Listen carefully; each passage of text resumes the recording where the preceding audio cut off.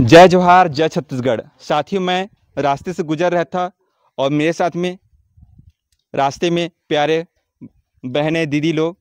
जो सुआ नृत्य अभी देख रहे होंगे पूरे छत्तीसगढ़ में और देश दुनिया में अपने परचम सुआ जो गीत है, सुआ नृत्य है, उसके माध्यम से लोगों को एक अवेयरनेस अपनी संस्कृति को लेकर कराते हैं, जागरूक कराते हैं। वैसे हम झमकेली झमकेली कंचा करेला पड़ंत मैना सालो साजा सरई फूल जरेला खाना फूल ए सुगा कोने लगावे गोला गजरा में सुगा कोने लगावे गीचो बलम सुगा जी जियत ले पीरिता जनी छो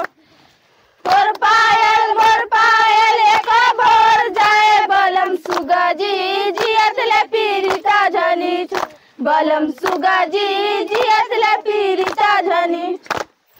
तो जंगिया मोर जंगिया एक भोर जाए बलम सुगा जी जियत ले पीरिता जनी छो बलम सुगा जी जियत ले पीरिता जनी छो